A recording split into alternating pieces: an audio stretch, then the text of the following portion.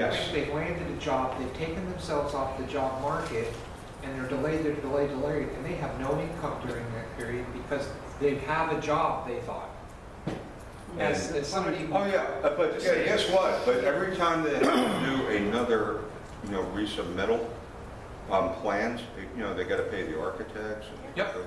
And they're going through, 10 and 12 submittals. What's the problem?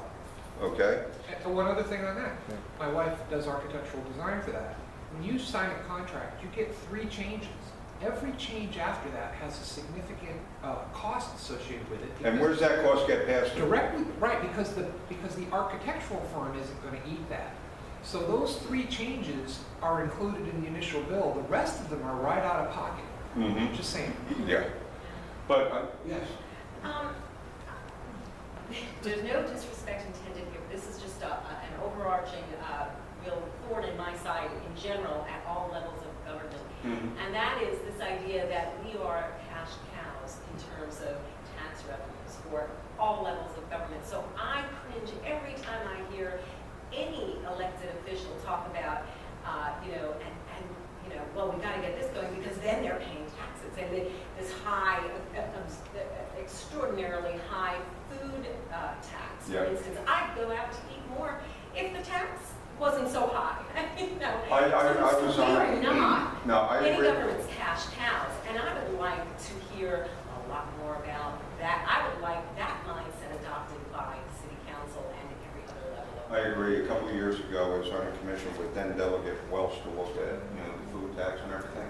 But let me tell you one thing, whether we like it or not, we depend on hopefully fair tax income. I would love To that. pay the bills. But the point is, though, rather than raise your taxes, I would rather create new avenues of wealth, encourage new businesses to open. Okay, because once businesses open, then they're hiring, and then, they're doing all kinds of other stuff. So I'm not saying raise taxes, what I'm saying is create wealth by encouraging, in my district, I Centerville. understand that, but I still have a problem. But No, but I agree with you. But the point is, though, if a business is going to open, why do we want to delay it? Because guess what? They're incurring costs. right. And they're astronomical costs. I'm going to give you an example. I use this as an example, and Dane Bly was with Tony from Why Not Pizza. And take a look at Why Not Pizza, okay? I watched that whole hearing when he wanted to bring his little headquarters there. Yeah. I watched that whole thing. Yeah. You realize that Why Not Pizza has, I think, 7 locations in it? Yeah. Anybody want to take an idea of how many people they employ? Over 500 people. They have training and mentorship programs. The guy that's running Lansdowne is, a Puerto Rican gentleman from New York. He's a Giant fan. Please don't hold it as sketches here, okay? But the point being, though, when they get delayed opening, that's people not working. That's not it. We need money. Because see, the thing is, if we create more businesses expeditiously, we bring it into the fold, we can reduce the burden on people. Okay? Can I go back to the process issue for a Yeah. minute? So when we're done here today, I'm going to brief these people about this ITA. Right. And let's talk real about civic engagement in the process. Mm-hmm. One of the things we found as concerned citizens who want to know about the facts is a complete management of the civic engagement process that doesn't allow for the facts to get out. Every single public engagement hearing planned for this massive expenditure of our funds is done. Not a single public hearing had one iota of information about what any of this is going to cost, which I've run the estimate. So far, we've spent about $500 million in land acquisition we have already spent on this project. Not any of that information was available in the public engagement process. And when Diana and I went and spoke to a charrette, a room full of little people, so that you don't have a dialogue like we're having, so people can't hear the answers. This is a managed process. We were told repeatedly, Well, that information isn't available and we're not able to provide that to you. What good is a public engagement process when you're talking about a bunch of goodies and you don't tell anybody how much it's going to cost, who is going to pay for it, and how is it going to be paid for? They're done with the public engagement process on the ITA, concluded on Tuesday. It's dangerous. So, number one, the information being provided is not transparent. Number two, in that process, the Delphi methodology, the staffers outweigh the public 2 to 1, and they contact certain groups to come in to bias the results of the public input process. You hired the Miles agency, Delsina Mile. They go out and solicit the public input they want to counterbalance the input from people like Diana, myself, and the people in this room. So when the report comes out, it doesn't reflect Joe Schmo, the average person. It reflects the people the city brought to the vignette. People had no idea, and I'm going to brief them about the scope of this thing today. Nobody knows. You're done with your public engagement. It's going to the Planning Commission after this, then it's fast-tracked, and you're going to hear about it in council either before Christmas or immediately after. This is massive, right?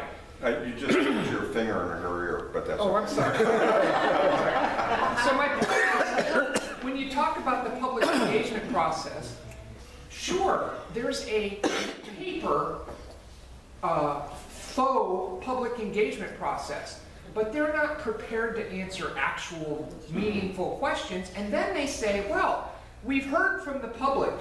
They voted on this list of projects, and they overwhelmingly support these 3 projects.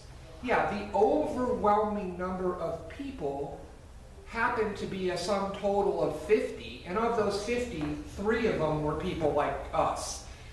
So my point to you is, when we have non-essential projects over $10 million, why are these not put on referenda so you can hear from all of the citizens and have a debate on the issue?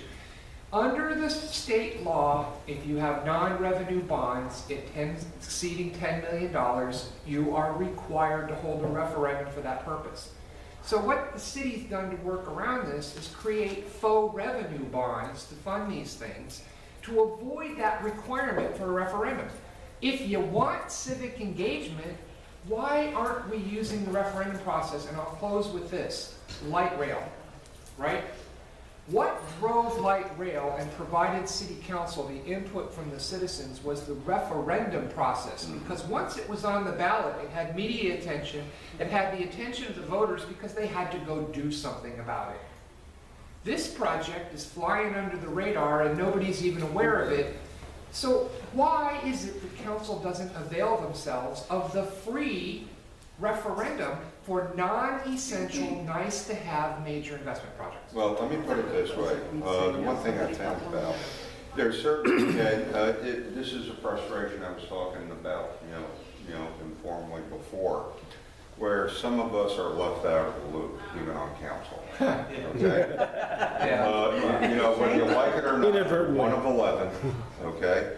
And somebody once said to me, hey Bob, why don't you go to the House of Delegates? Wait a minute, I have trouble finding 5 friends, not 50 friends, okay? So, But the point is, though, it's a communication loop problem, it's a process problem. And let me just tell you from my experience that trying to get changes done in government is like trying to turn an aircraft carrier around in Stumpy Lake, okay? It can be done, but it's going to take some time and effort to do it. One of the things I've done over the years is when I have a town hall meeting, usually around 150 or so show up, okay? And the point is, I can't answer all the questions. I'm a physical therapist, okay? But what happens was they bring out all the folks. I mean, believe it or not, I am the landfill baron, okay? The landfill is in my district. So John Barnes is there, and he can answer questions about the landfill. When they were talking about, Lynn Haven 11 being punched through, and they wanted to know how high the sign walls were going to be, I had the engineer that could tell them that, and I had the water engineer. so the point is, though, you have this exchange for information that the folks in Centerville that have a degree of confidence that their questions are going to get answered. But the format of it, right now you're on video. Right. We can disseminate this to many, many more people that attended this meeting tonight. This is going to go out to hundreds of people and they're going to watch this, okay? The formats of these charrettes preclude that because there's just this little conversation here, this little, nobody knows what's being said or answered. Diana and I just went around this charrette and got different answers on the same question from city staffers. But there's no way, because of the format, that you can videotape that and provide that accountability to send it out to a larger audience. One of the things I'm going to be doing, and this is the commitment I'm going to be making to you today, on camera, I'm not sure. You know, I'm going to be forming a group, Blue Ribbon. I will have representatives from this group, and we're going to get various types of people. We are now in the process, right, we're doing a disparity study because there's a bunch of folks out there right now saying that they're not having a fair shot at it. Our study showed that it was an across-the-board frustration. Right. That almost everybody feels that, you know, there's a problem. So I'm going to be doing the Blue Ribbon Committee. And what we're going to do is take a look at the process, how we do things, how we communicate and everything. So I give you my word, one of the topics will be to address those concerns. Because the point is, going forward, and you know, I just got to conclude, you know, one of the things that, you know, as we get to multitask, I'm off to a group now because I'm helping out a group called Pets for Vets. And we're going to be raising money to, you know, raise, you know, service animals to be with veterans with post-traumatic stress and everything. Couple, you know, sidebar things that, you know, we do, but it was important for me to be here when Marlene asked me to come. The point is, though, you know, we got to engage, you know, in civil discord. You know, you take a look at what's going on nationally, okay? There's no conversation. There's what I call bipartisan bureaucratic malpractice going on in the Beltway. There's no articulation, you know, between the groups, and you know, if there is, sometimes it's hostile. You know, we got to bring people to the table and listen. You know, the best politicians in the world do less talking and more listening. And the point is, though, you know, a lot of folks come to me with their frustrations about their buildings, and you know, I had a phone call yesterday from somebody that had to wait all day because our people that come out and do inspections on new bathrooms and you know, stuff like that, they don't give you a time they're going to come. You got to take a day off and wait all day. You know, these are little things that are process problems that, you know, that we eventually got to deal with, you know, as a thing to improve. And, you know, but the thing is to value our public and their opinions. Now, sometimes, you know, no matter what, when you get a hot topic, every time I vote, I'm making somebody mad. Okay, it doesn't matter what the topic is. I'm making somebody mad. And I voted against the last budget. I didn't like the fact that, you know, we were paying for, you know, the kindergarten, which is all-day subsidized daycare. We didn't take care of the police, fire, and EMS salary compression, and there wasn't really enough attention in the, you know, the operating budget.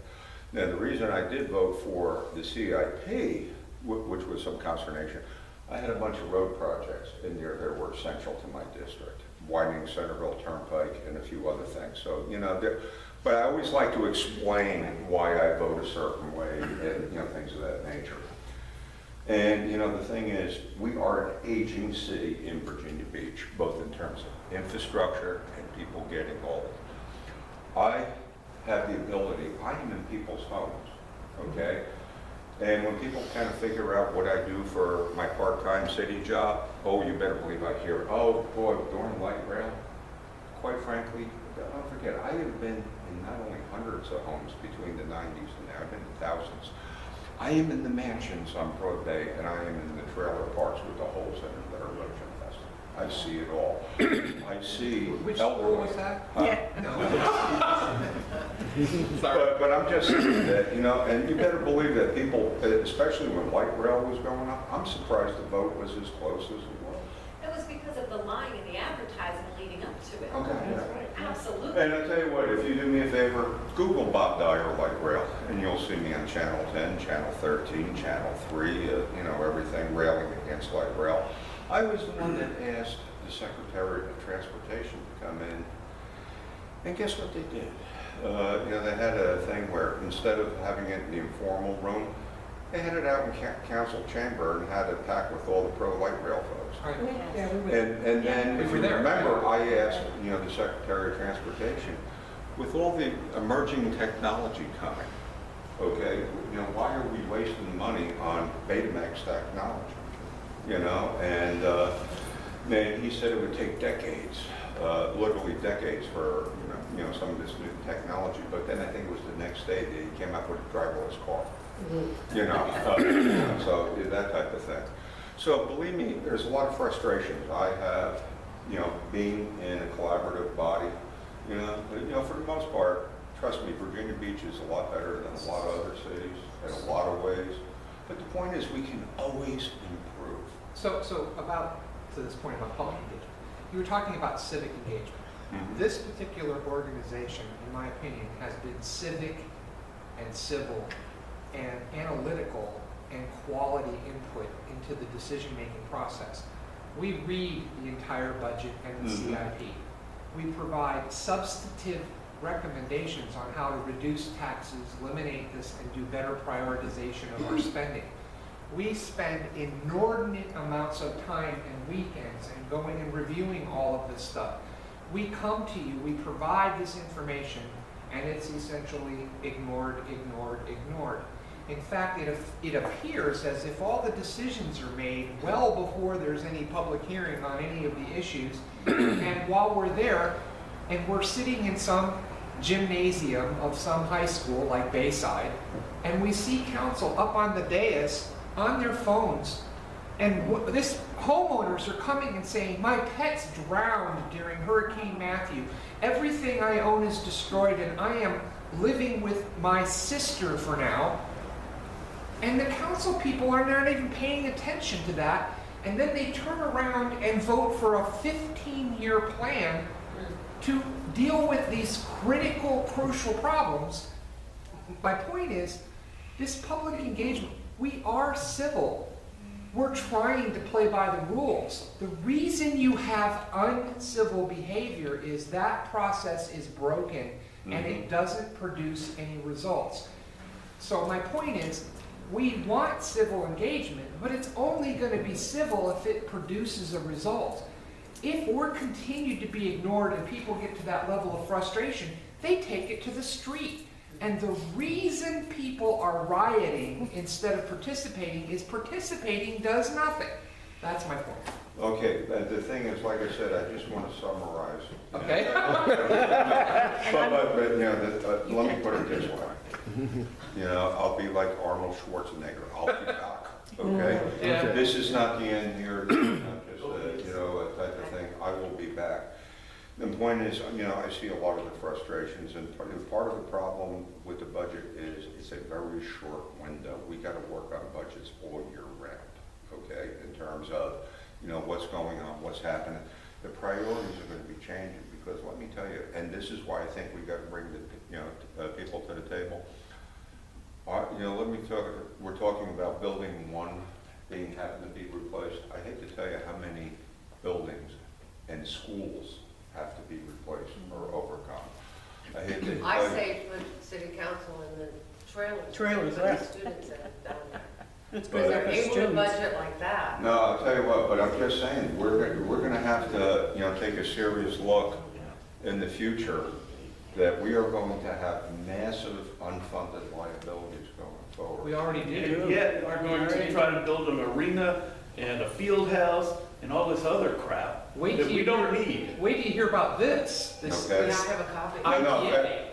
and trust me when I say that what I'm going to be trying to do with my blue ribbon thing, okay, is take the inputs that I'm hearing from here and other people, the frustrations of other people. And trust me, there's a lot of members of the development community, the business community, that have a lot of the same frustrations that you do, okay? And you know, the point is, though, you know, I give you my commitment that I'm gonna do what I can in my world to address a lot of the concerns that you have. And I will be back to you here